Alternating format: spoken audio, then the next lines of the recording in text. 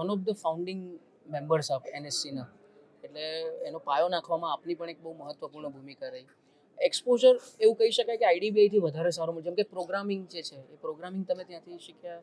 જરૂર એટલે નેચરલી આઈઆઈટીમાં એ વખતે બી કોમ્પ્યુટર્સ હતા, પણ ભારતમાં બહુ ઓછા કોમ્પ્યુટર હતા. પણ મને કારણ કે આઈઆઈટીને કારણે એક બેઝ મળેલો અને પ્રોગ્રામિંગ પણ થોડું એ વખતે આઈઆઈટીમાં શીખેલા, થોડું આઈએમમાં શીખેલા. પણ જે આ લેવલનું પ્રોગ્રામિંગ હોય મોટા મોટા ઓર્ગેનાઇઝેશન્સ ઊભા કરવા, એ વખતે ઇન્ડિયામાં કંઈ હતું નહીં. અને જે કોમ્પ્યુટર સાયન્સ ભણેલા એ લોકોનું બી એટલું બધું એક્સપોઝર નહીં આવું કોમર્શિયલ વસ્તુ કરવાની. એને કારણે જે મને લાભ મળ્યો એ અવર્ણનીય છે. અને એવું જીવન, દેશના જીવનમાં આવું એક જ વખત બનતું, એમાં મને એ જગ્યાએ ત્યાં કામ કરવાની જે તક મળી, એ મને કહે ને કે ભગવાનનો આભાર માનવો રહ્યો કે એમણે તમને એ જગ્યાએ રાઈટ ટાઈમ રાઈટ પ્લેસ મૂક્યા અને તમને આવી ઓપોર્ચ્યુનિટી ભગવાને આપી અને તમે એમાં કંઈ કન્ટ્રીબ્યુટ કરી શક્યા, જેને કારણે આજ ભારત ઘણું આઈટીના ક્ષેત્રમાં, ફાઇનાન્સના ક્ષેત્રમાં આગળ આવ્યું.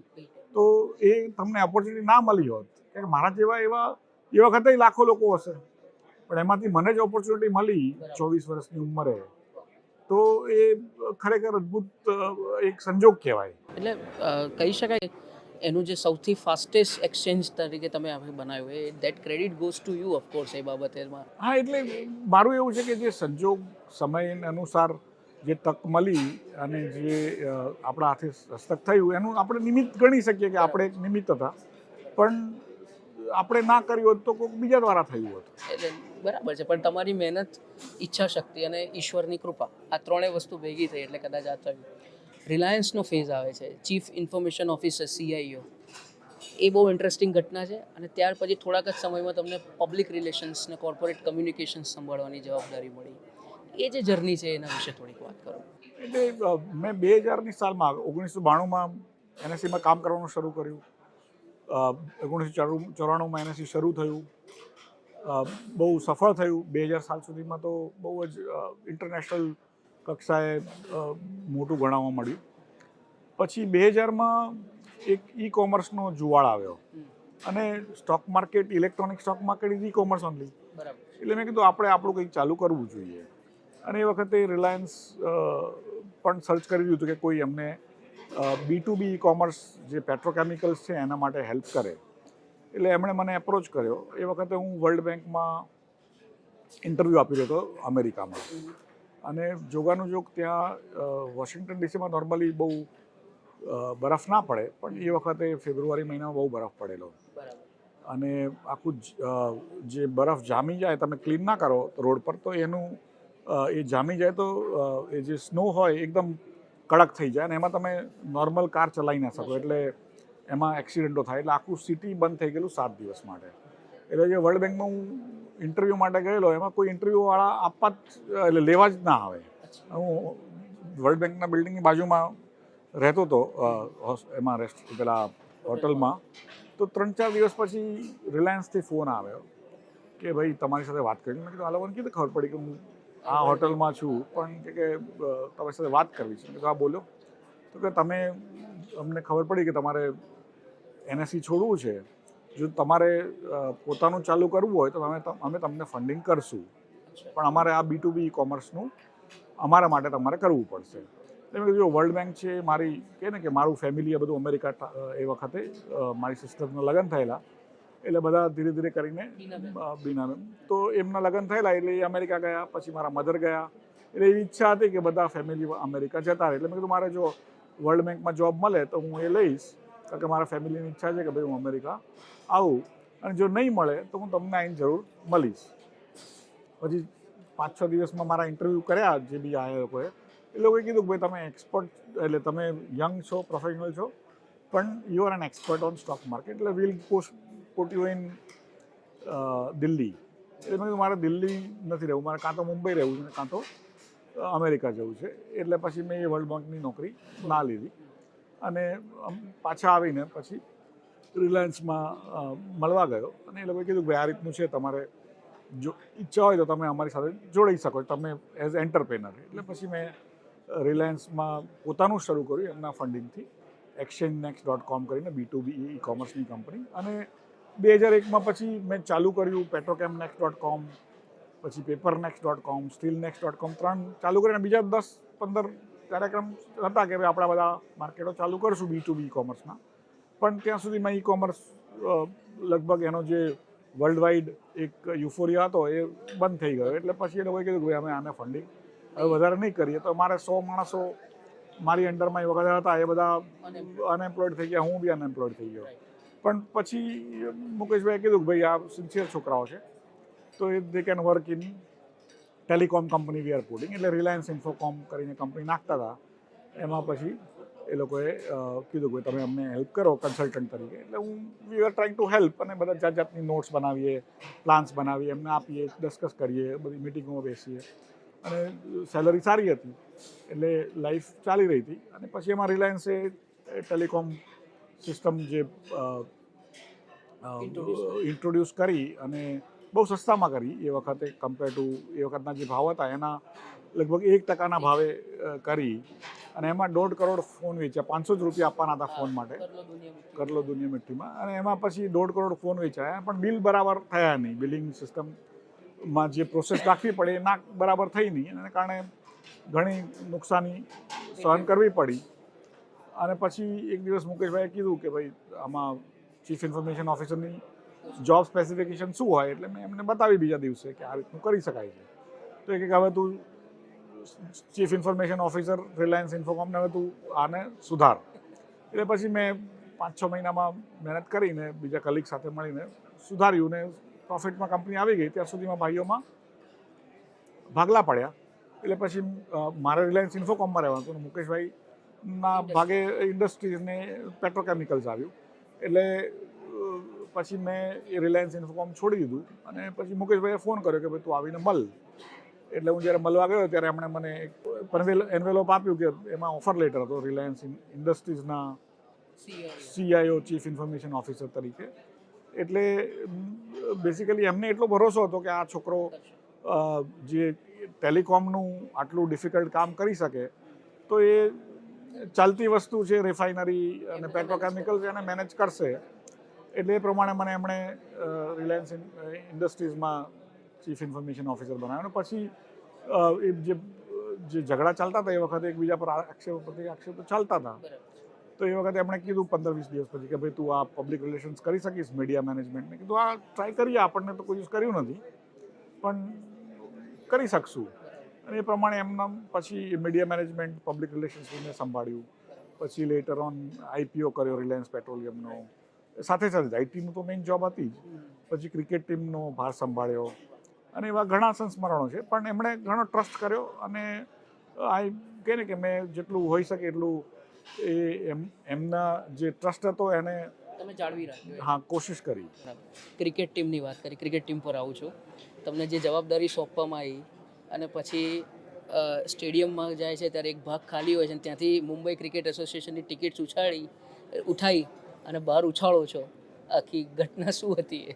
ના, એટલે લગભગ 3-4 દિવસ પહેલાં જે ક્રિકેટની IPLની મેચ ચાલુ થવાની હતી, મુકેશભાઈએ એ ક્રિકેટ ટીમ લીધી હતી.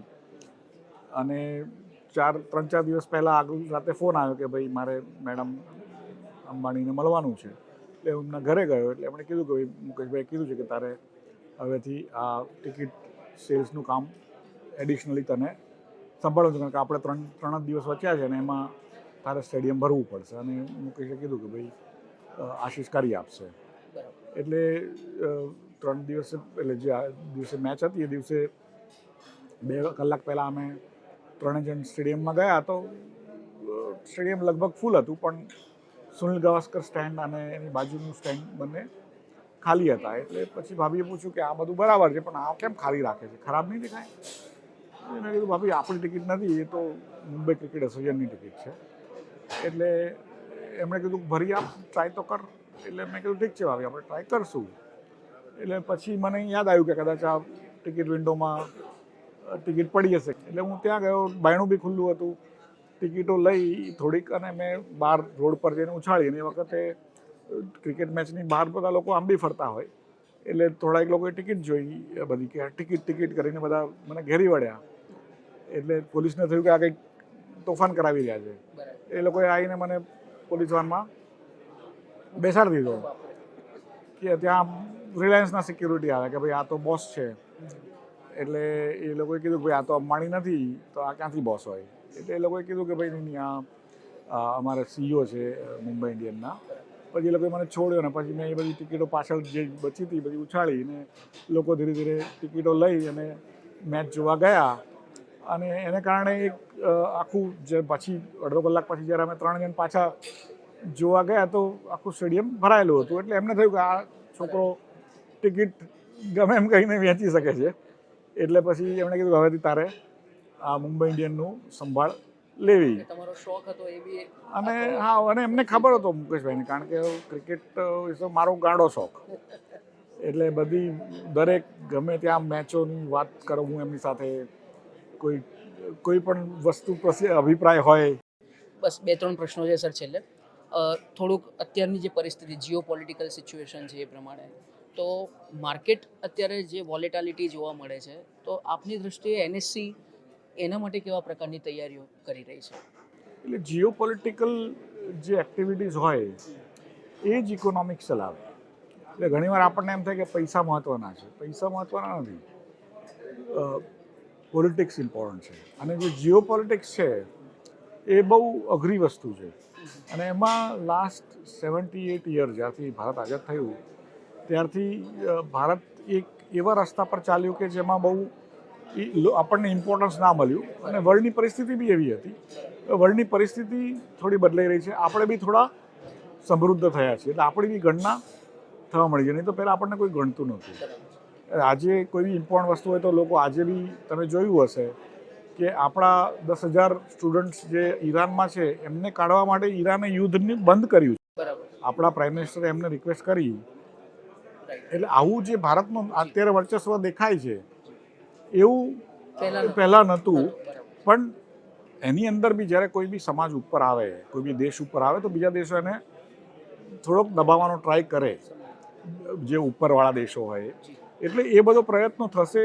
આપણે જોયા બી છે પાછલા 5 વર્ષો 10 વર્ષોમાં કે એવા પ્રયત્નો થઈ બી રહ્યા છે અને આગળ બી થતા રહેશે. એમાં આપણે ટેકનોલોજીના દમ પર આપણે ઉપર આવ્યા છીએ. પાછલા 30 વર્ષમાં જે ભારતની પ્રગતિ થઈ છે એ ટેકનોલોજીના જોરે થઈ છે અને આવતા 30-50 વર્ષમાં બી ટેકનોલોજીના જોરે જ થશે.